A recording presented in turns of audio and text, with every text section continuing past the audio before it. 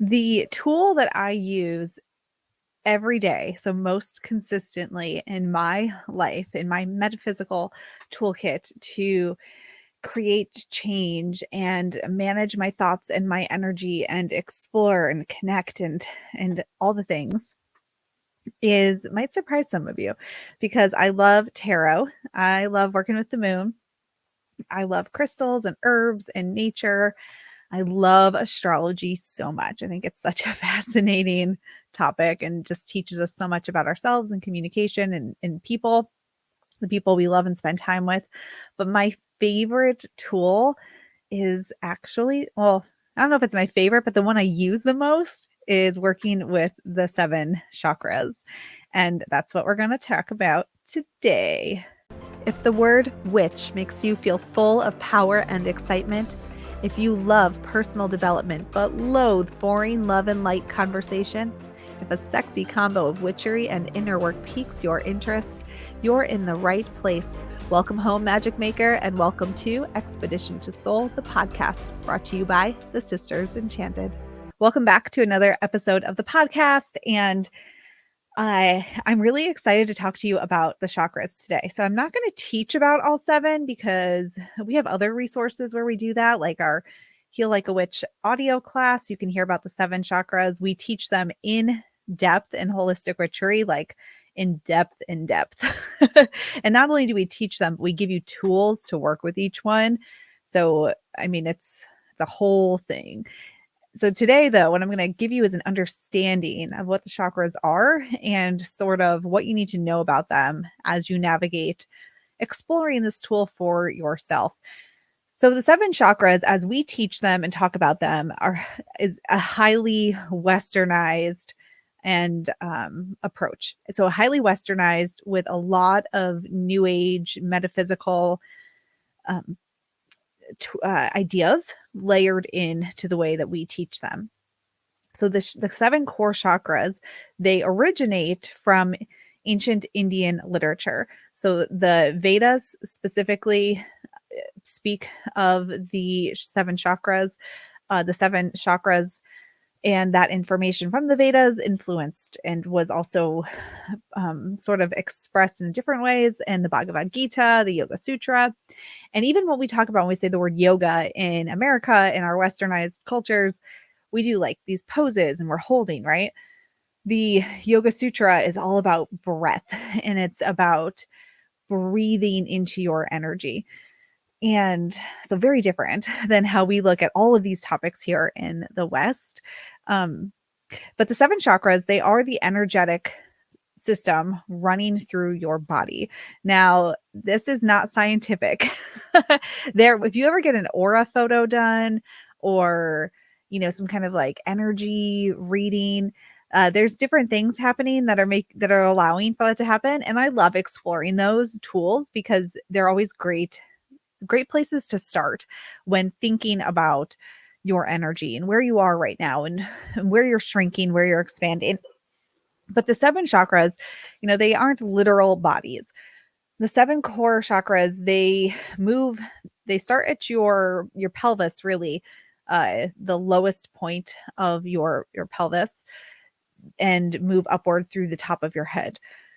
The heart is at the center, and then you have 3 above that and 3 below. Your 3 higher chakras, these are your ethereal chakras. They're your connected to all that is. They're your ability to sort of be open to the impossible and receiving of big, beautiful ideas.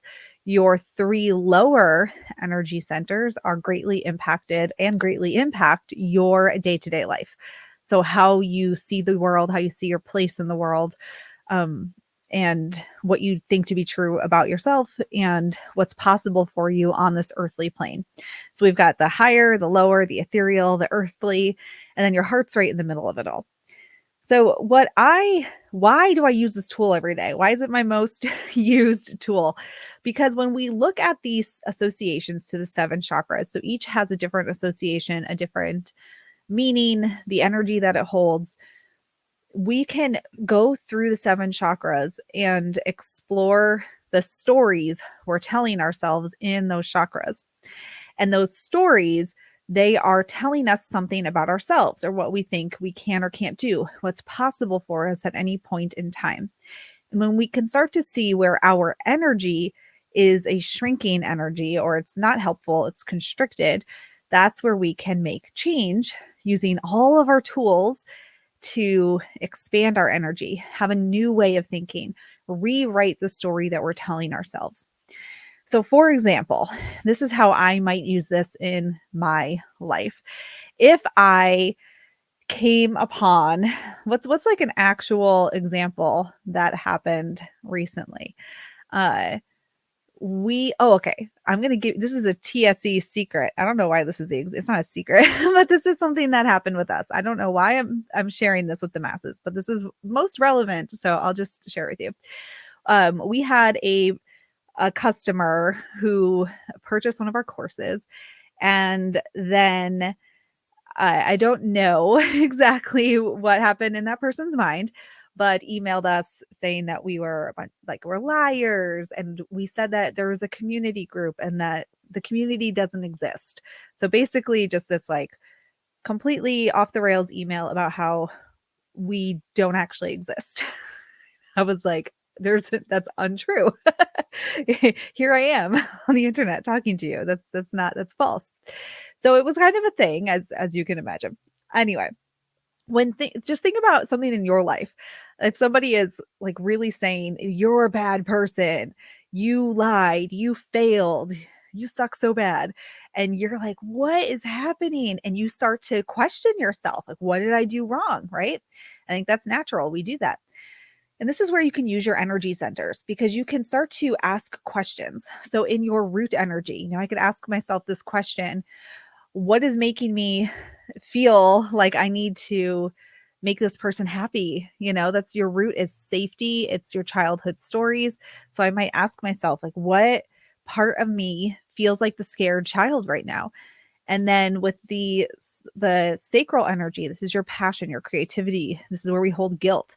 And then I can run through that. I know I did nothing. I did absolutely nothing wrong. This is just a person who obviously is struggling, right? And then I can ask myself though, okay, where's this coming from? Where's the story here? And then with the solar plexus, confidence, what energy do I need to utilize right now? How do I keep shining my light in this situation that feels icky? The heart, that's unconditional love. I unconditionally love myself. I unconditionally love this person who's obviously suffering through something at this moment, and utilizing us as the punching bag. The throat energy, this is it's where we hear other people and what they're communicating. It is our voice, so it's how we're talking. I really think that your ability to communicate comes from your lower energy though, because that's where you build the confidence to speak. And then putting out there actively happens through your throat, but this is where we also accept what others are saying. So really hearing that this person is sad, with that throat. Third eye, intuition.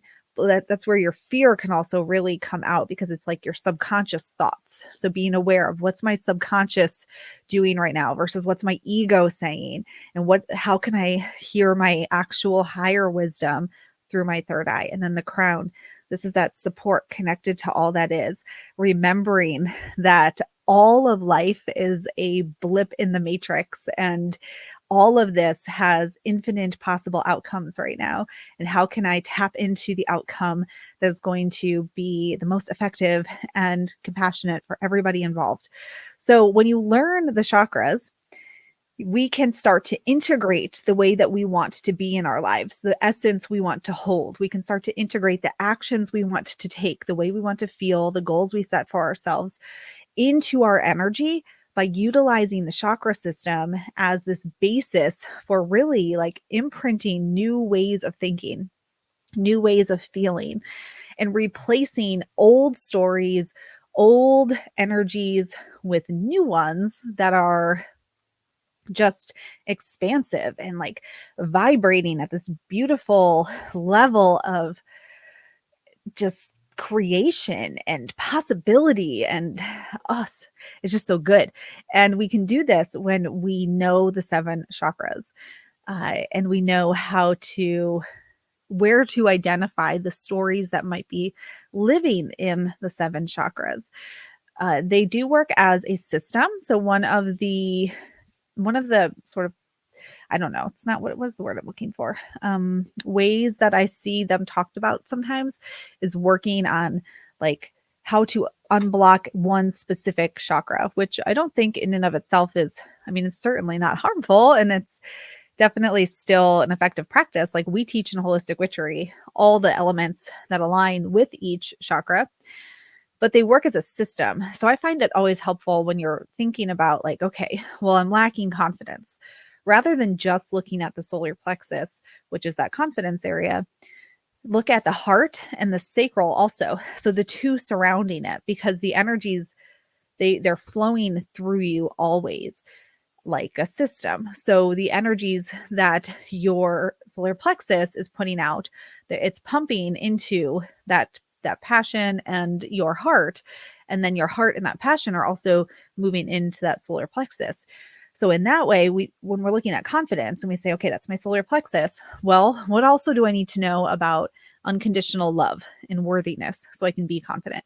And what do I need to know about where my actual creative energy is sourced from, and what actually gets me excited and lit up about this life when I'm trying to work on my confidence? Because if you are trying to be confident and talk about something that you actually do not care at all about, or that you're just expected to care about, that's where that confidence falters. And an example I see of this is women who want to start a small business, and they're not fully sold on the thing that they are trying to start the business on, right? Like they don't fully believe in it, or they're questioning themselves, or they're second guessing the value or the worth. So all the confidence in the world will not help you appear to be confident if you're not passionate about the thing that you're putting out into the world, and that's the sacral energy. And if you don't like love the thing and believe in it so much that you unconditionally love whatever outcome, as long as you get to talk about it and get it out into the world, your confidence, that in and of itself will not make you be successful in business. Like you need those other parts too. So that is where, again, looking at it as a system really comes in handy, because it is all flowing together at all times. All right, well, there's some info for you on the chakra system. If you want to learn more, we do talk about it in our Heal Like a Witch free audio class. And of course, we teach about it in depth in Holistic Witchery. And it's also part of our 5I framework for shifting your thoughts so that you can bring more confidence, more clarity, more conviction to your daily life using metaphysical tools while changing the way you think about yourself and the world around you. So the chakra system is part of that as well. And you can check that out, get on the info list, and consider joining us, because we start that class again soon. All right. I think I said all right a lot in this podcast. Sorry about that. Okay. I will see you in the next episode. And until next time, I hope that you have an enchanted rest of your day ahead. If you love the podcast, be sure to leave us a rating or a review. That helps us to get the word out about all we're doing here at the Sisters Enchanted. Thanks for being part of our community, and we'll see you in the next episode.